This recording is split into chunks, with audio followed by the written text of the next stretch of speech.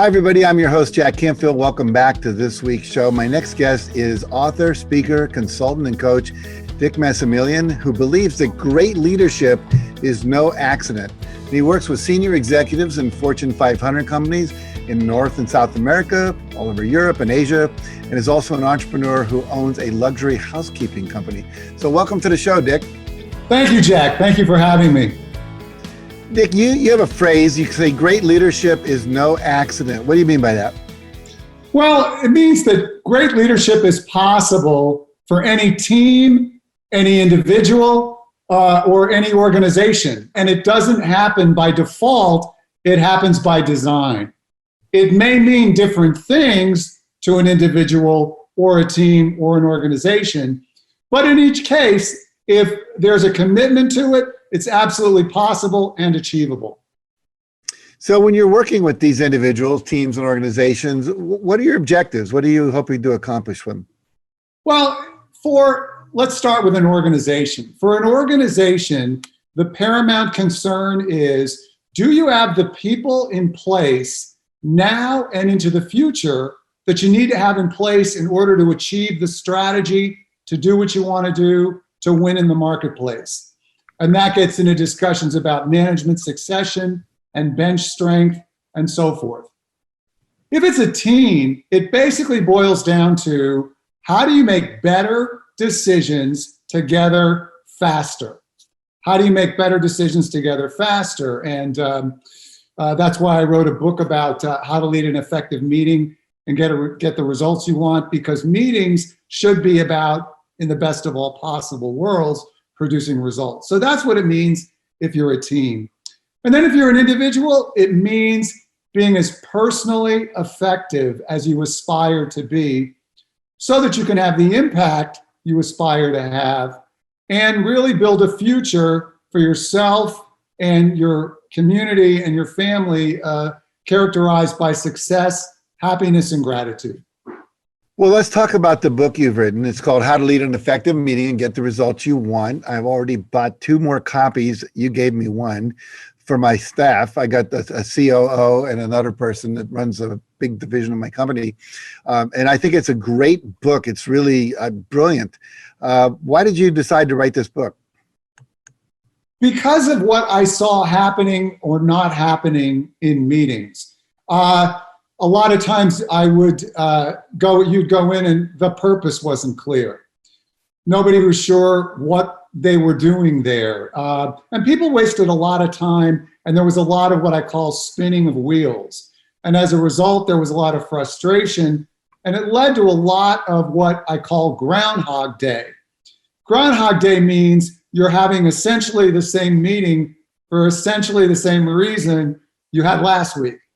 So that was what was behind it. And so I decided, okay, this is not that complicated. Let's just lay it out.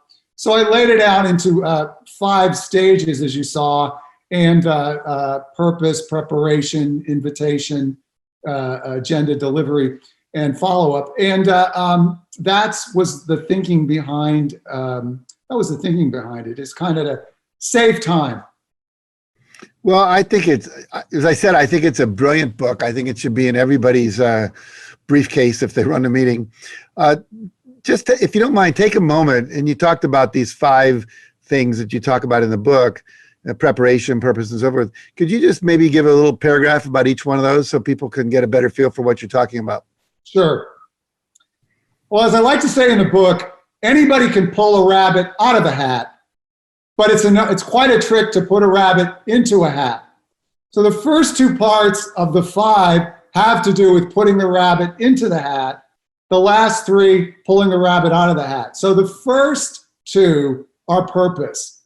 You just have to be crystal clear on what you're having a meeting for. And you can't rush, and you have to take time, and you have to know exactly what you want to achieve in the meeting, or you have no hope of achieving it.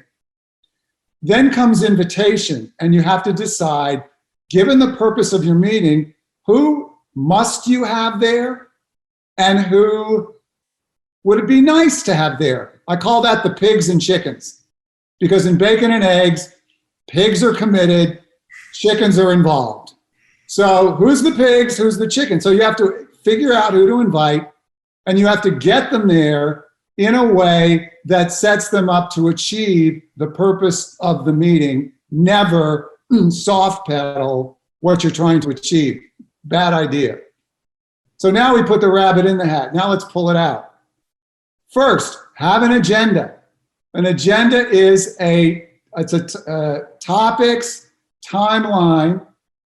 At the top of your agenda, put the purpose of the meeting so nobody's confused.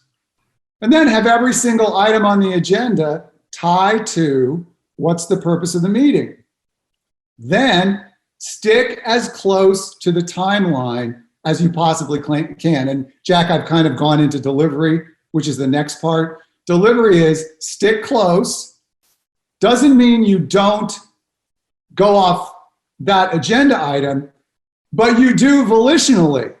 If you say, oh, we were going to spend 15 minutes, but I think we should spend another 5, knowing that 5 minutes here, you have to take from somewhere else. Because one of the things in the book that I'm a big believer in is you start on time and you end on time.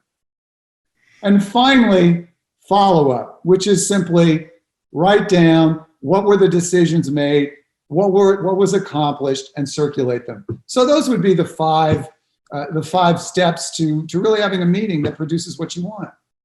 You know, one of the things I love about your book, Dick, is some of the really nitty-gritty specifics. I'll just give you an example that stood out for me was in terms of invitation to invite people to follow up and make sure it's on their agenda and it's on their calendar and they are indeed coming, that they're going to be there on time, that when you start a meeting, if not everyone's there, you tell people, hey, Bob said he'd be 15 minutes late. We're going to start without him, or we're going to wait for him, or whatever it is. You know, Bill said he can't be here, but I talked to him before. I've got his input. We know where he stands with that. Because everyone's like wondering, where's Bob? Why is Bob not there? You know, I think the big overview is great. And I think the nitty gritty thing, I never thought about that. I've run meetings for years and never thought about that little piece, but it gets everybody in the same headspace, you know? And so I love the detail. So I want people to realize that in the middle of all those larger categories we covered, there's so much detail that makes it so easy to actually implement it. What's the first thing you would say to someone who wants to, you know, their meeting to be successful? Here's someone, maybe they've never run a meeting before. Maybe it's they're on the board of a nonprofit for the first time, or they're a volunteer at their PTA, or they're it's a big corporate meeting. What would you say to them? I would say get crystal clear in writing exactly what you want to accomplish in that meeting in one sentence, maybe 2. And how will you know whether you in fact accomplished that? Don't skip this step. Don't go on until you have completed this step. Don't rush this step. I could probably say it another 6 ways, but I won't. This is the critical step. It's usually what I have to do is I write it down, I go away, then I come back and I read what I wrote, and it's, oh, that's not exactly what I meant. It's close, but it's not exactly what I meant. So that's really what you have to do, is you have to constantly clarify your purpose, because if you're not crystal clear, how will anyone else be? So what's the outcome we're looking for in this meeting? We're going to make this decision, or we're going to decide we're going to hire that person, not this person. Very specific. Yeah, and is it to, for example, one of the examples I use, is it to talk about everything great going on at the school, or talk about everything good going on at the school and show opportunities to contribute? Or is it raise money for the school? So everybody that comes to the meeting, you ever go to one of those meetings where it's about raising money, but no one will say it's about raising money? That's really that's really one of the ones that I chuckle at. Now, I guess sometimes it's discretion is the better part of valor, and you have to be more subtle and low key. But in most cases, I think it's fine. I think you should just say what you really intend, then you know that the people that come know what you're doing and there's no hidden agendas. So I'm just curious, you've been a consultant and a coach and all this for years and years and years. I work with hundreds of thousands of people in all kinds of industries and all kinds of settings, profit, nonprofit, big, small, other countries, different cultures. And, obviously for something to get a better outcome, you got to change your behavior, your thoughts, your imagination, your goals, whatever it might be. In your experience of working with that many people, I'd like you to talk about how much do you see people actually change? Do you think people really change? Is it hard to get people to change? What's your thoughts about that? Well, it's a fantastic question. And here's where I come out, Jack. Do people change? No. But the more self-aware each of us becomes, the less automatic our choices become, the better choices we can make. The more self-aware I become, the fewer blind spots I have. Therefore, when a situation arises, I don't have to do the automatic thing that I've always done in that situation. So do people change? No, but as they elevate their self-awareness, they are able to make far better choices. So I guess I would have to end by saying, if by change you mean make better choices, yes. But, am I always going to be a boy from upstate New York? Yup.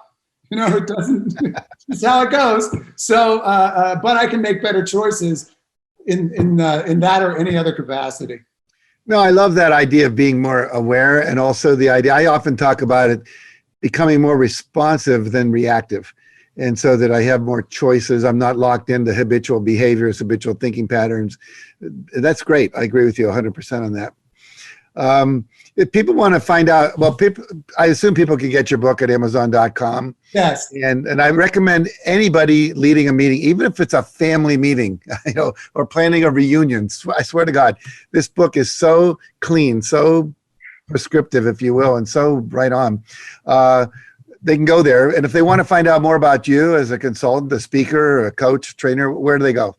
www.rdricharddavid, like Maximilian with S's, rdmassimilian.com. That's me. Best way is the book, though, Jack. You already said it. So that's way works too.